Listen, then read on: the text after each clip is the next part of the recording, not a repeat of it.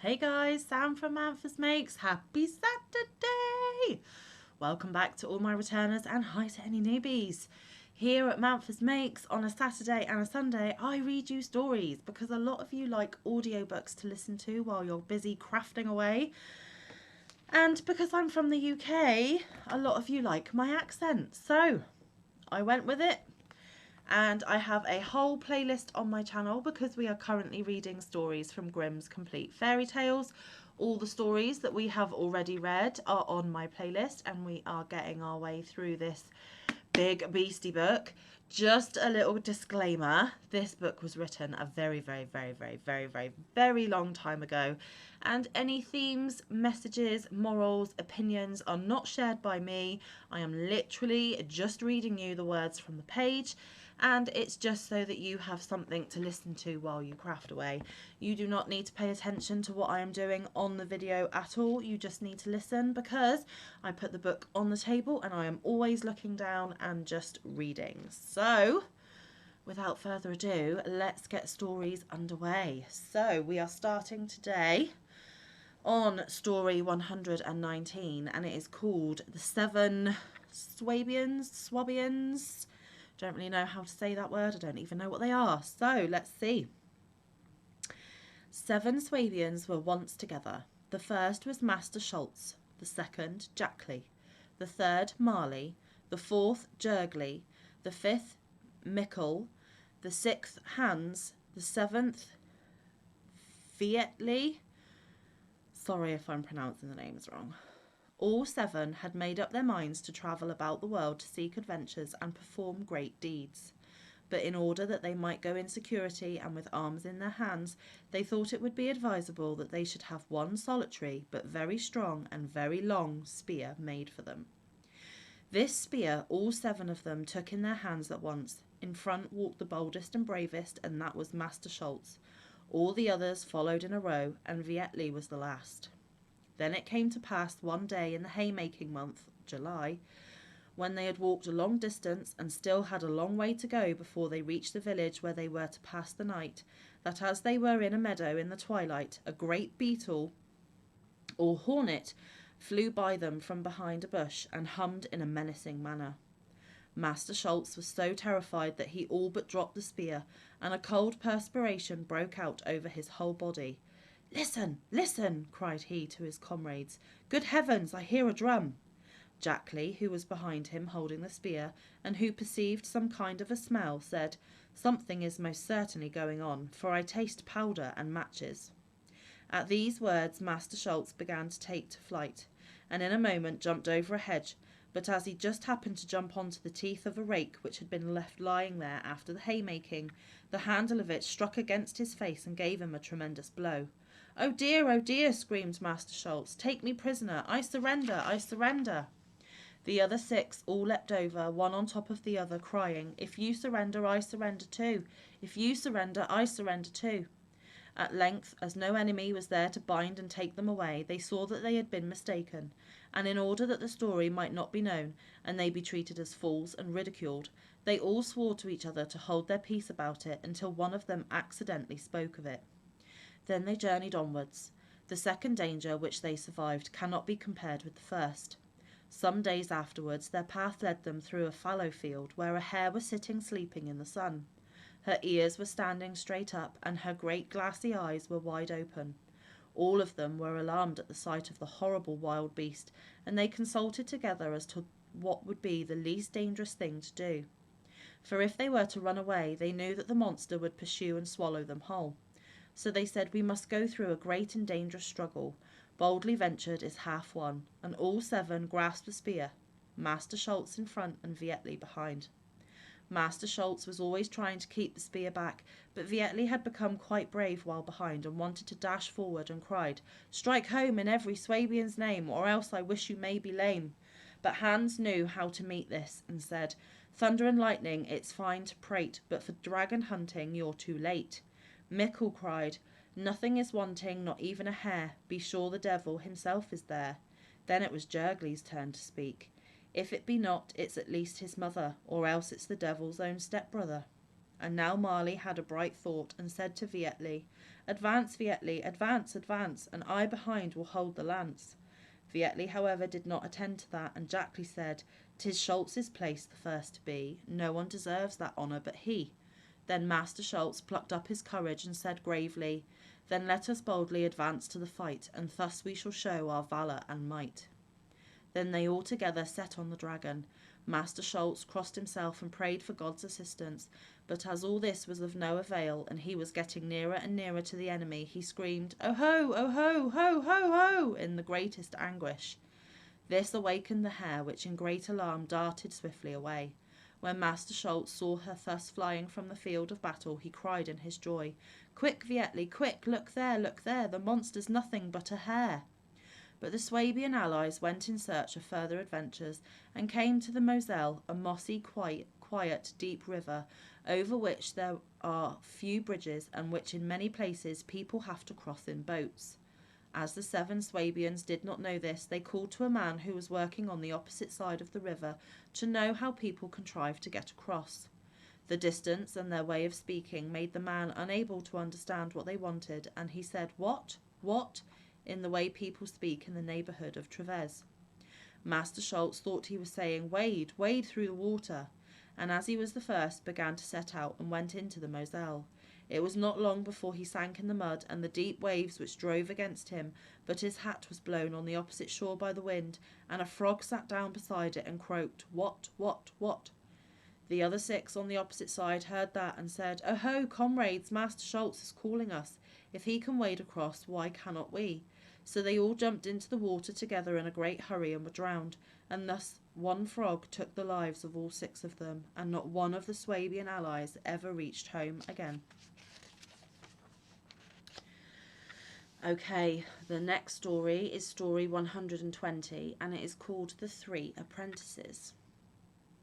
There were once 3 apprentices who had agreed to keep always together while travelling, and always to work in the same town. At one time, however, their masters had no more work to give them, so that at last they were in rags and had nothing to live on. Then one of them said, "What shall we do? We cannot stay here any longer. We will travel once more, and if we do not find any work in the town we go to, we will arrange with the innkeeper there that we are to write and tell him where we are staying, so that we can always have news of each other, and then we will separate." And that seemed best to the others also. They went forth and met on the way a richly dressed man who asked who they were. "We are apprentices looking for work. Up to this time we have kept together, but if we cannot find anything to do, we are going to separate." "There is no need for that," said the man. "If you will do what I tell you, you shall not want for gold or for work. Nay, you shall become great lords and drive in your carriages." One of them said, "If our souls and salvation are not endangered, we will certainly do it." "They are not," replied the man. "I have no claim on you." One of the others had, however, looked at his feet, and when he saw a horse's foot and a man's foot, he did not want to have anything to do with him. The devil, however, said, "Be easy, I have no designs on you, but on another soul, which is half my own already, and will be all mine soon." As they were now secure, they consented, and the devil told them what he wanted. The first was to answer all 3 of us to every question. The second was to say, "For money," and the third, "And quite right too." They were always to say this, one after the other, but they were not to say one more word, and if they disobeyed this order, all their money would disappear at once, but so long as they observed it, their pockets would always be full. As a beginning, he at once gave them as much as they could carry, and told them to go to such and such an inn when they got to the town. They went to it, and the innkeeper came to meet them, and asked if they wished for anything to eat. The first replied, "All 3 of us." "Yes," said the host, "that is what I mean." The second said, "For money." "Of course," said the host. The third said, "And quite right too." "Certainly it is right," said the host. Good meat and drink were now brought to them, and they were well waited on. After the dinner came the payment, and the innkeeper gave the bill to the one who said, "All 3 of us." The second said, "For money," and the third, "And quite right too." "Indeed it is right," said the host. "All 3 pay, and without money I can give nothing." They, however, paid still more than he had asked. The lodgers who were looking on said, "These people must be mad." "Yes, indeed they are," said the host. "They are not very wise." So they stayed some time in the inn and said nothing else but "All 3 of us, for money, and quite right too." But they saw and knew all that was going on. It so happened that a great merchant came with a large sum of money and said, "Sir host, take care of my money for me. Here are 3 crazy apprentices who might steal it from me." The host did as he was asked. As he was carrying the trunk into his room, he felt that it was heavy with gold. Thereupon he gave the 3 apprentices a lodging below, but the merchant came upstairs into a separate apartment. When it was midnight and the host thought that all were asleep, he came with his wife, and they had an axe and struck the rich merchant dead, and after they had murdered him, they went to bed again.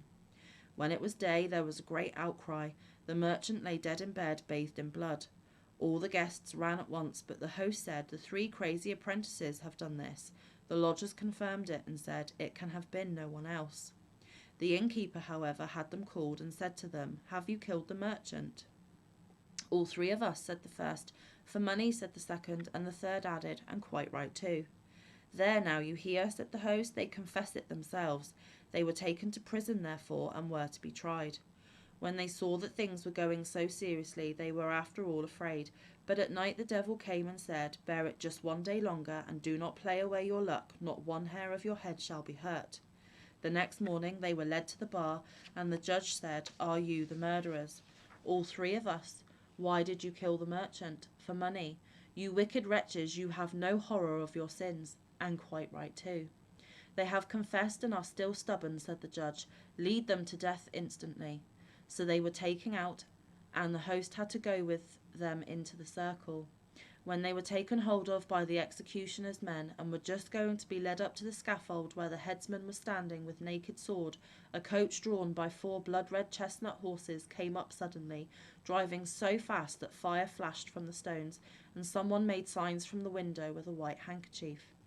Then said the headsman, "It is a pardon coming," and "Pardon, pardon," was called from the carriage also. Then the devil stepped out as a very noble gentleman, beautifully dressed, and said, "You 3 are innocent. You may now speak. Make known what you have seen and heard." Then said the eldest, "We did not kill the merchant. The murderer is standing there in the circle," and he pointed to the innkeeper. "In proof of this, go into his cellar where many others whom he has killed are still hanging." Then the judge sent the executioner's men there, and they found it was as the apprentices said. And when they had informed the judge of this, he caused the innkeeper to be led up, and his head was cut off. Then said the devil to the 3, "Now I have got the soul which I wanted to have, and you are free, and have money for the rest of your lives." Okay, and the last story for today is story 121, which is called "The King's Son Who Feared Nothing." There was once a king's son who was no longer content to stay at home in his father's house, and as he had no fear of anything, he thought, "I will go forth into the wide world. There the time will not seem long to me, and I shall see wonders enough." So he took leave of his parents and went forth, and on from morning till night, and whichever way his path led, it was the same to him. It came to pass that he got to the house of a giant, and as he was so tired, he sat down by the door and rested. And as he let his eyes roam here and there, he saw the giant's playthings lying in the yard. These were a couple of enormous balls, and 9 pins as tall as a man. After a while he had a fancy to set the 9 pins up, and then rolled the balls at them, and screamed and cried out when the 9 pins fell, and had a merry time of it. The giant heard the noise, stretched his head out of the window, and saw a man who was not taller than other men, and yet played with his 9 pins. "Little worm," cried he, "why are you playing with my balls? Who gave you strength to do it?" The king's son looked up, saw the giant, and said, "Oh, you blockhead, you think indeed that only you have strong arms? I can do everything I want to do."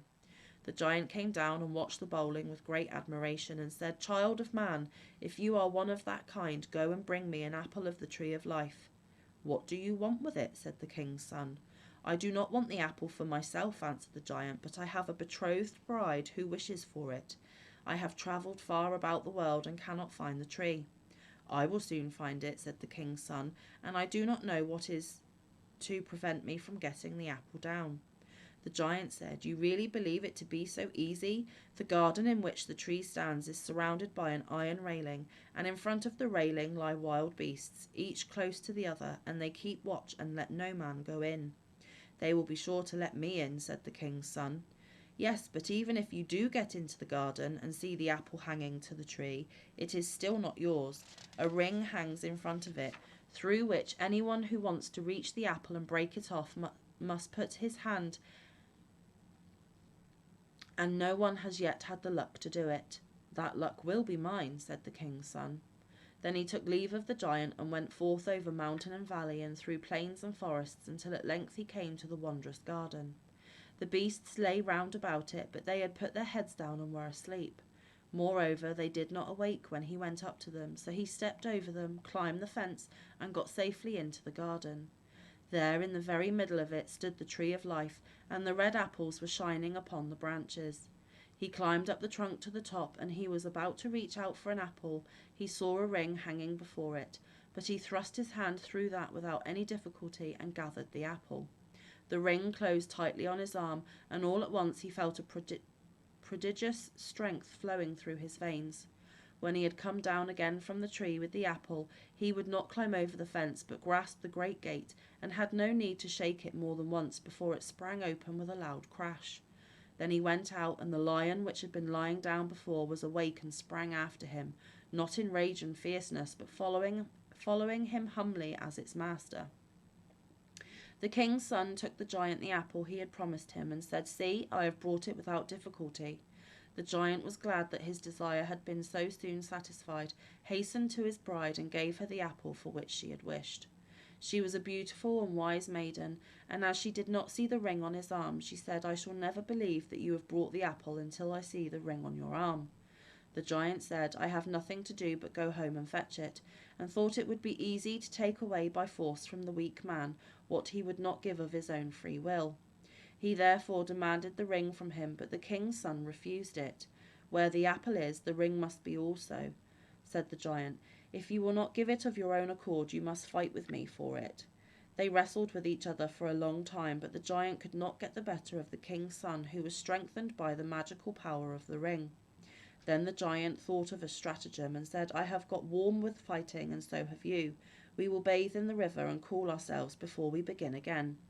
The king's son, who knew nothing of falsehood, went with him to the water and pulled off with his clothes the ring also from his arm and sprang into the river.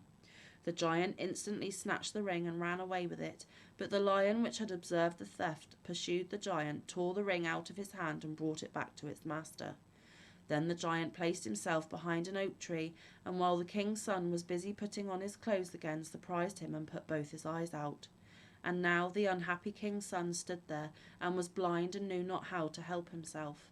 Then the giant came back to him, took him by the hand as if he were someone who wanted to guide him, and led him to the top of a high rock.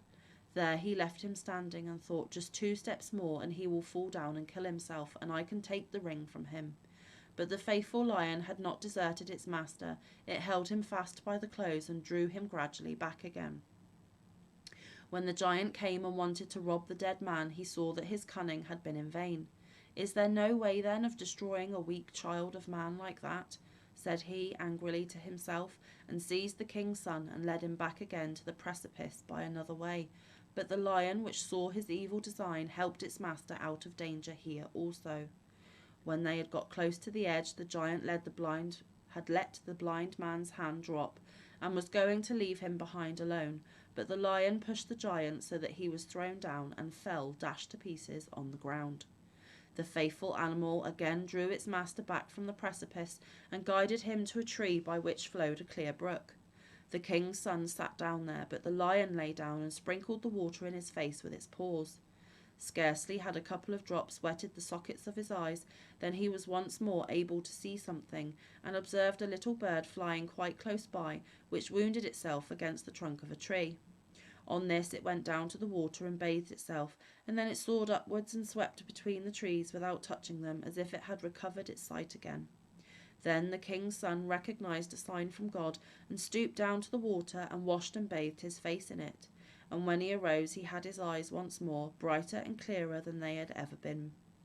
The king's son thanked God for his great mercy, and travelled with his lion onwards through the world. And it came to pass that he arrived before a castle which was enchanted. In the gateway stood a maiden of beautiful form and fine face, but she was quite black. She spoke to him and said, "Ah, if you could but deliver me from the evil spell which is thrown over me."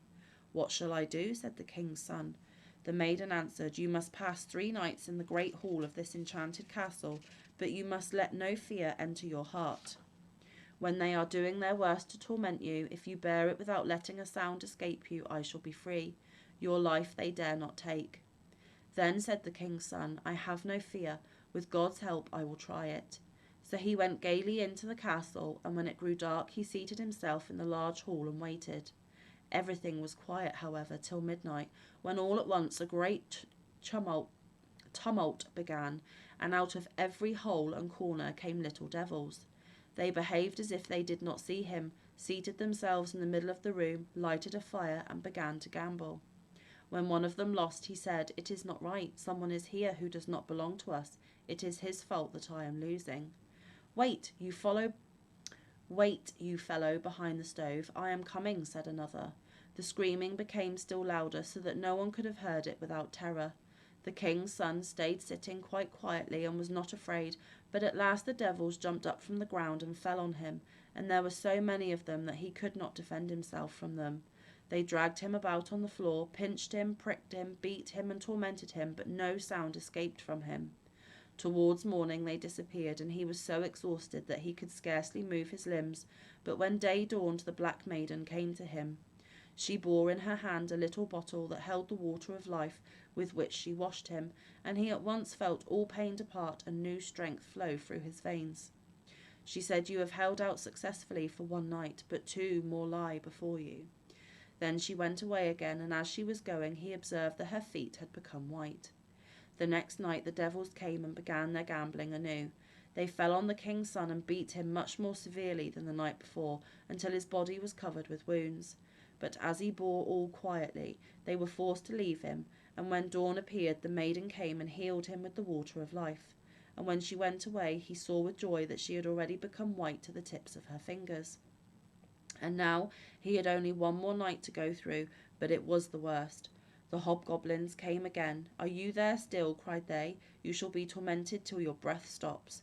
They pricked him and beat him and threw him here and there, and pulled him by the arms and legs as if they wanted to tear him to pieces.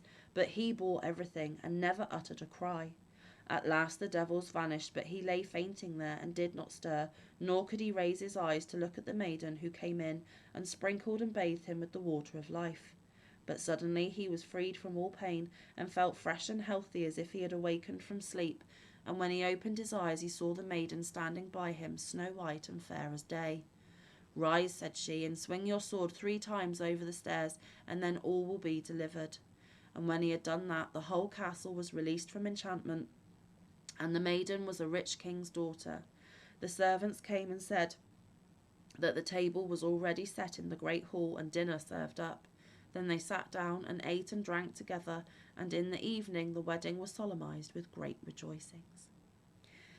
So guys, that is your 3 stories for today. I hope your Saturday is going absolutely marvellously. I hope you are getting a lot of quality crafting time in, and all being well, I will be going to a local Christmas fair this afternoon to look at the stalls of what people are selling. And I may just get a few Christmas bargains and a few Christmas presents under my belt, because, guys, I haven't even started thinking about Christmas yet, and it is fast approaching. So I am going to go off and do that and have lots and lots of fun. You guys enjoy the rest of your Saturday, and I will, of course, see you tomorrow for yet more stories, so please do come back. There is also lots of other content upcoming next week here at Manfa Makes, so please do be sure to check in and see what is going on. But until then, stay safe, be kind, look after one another, get some good quality time in with your loved ones, and get some good quality crafting time in. I will see you in the next one, or around the YouTube streets. Bye guys, love ya.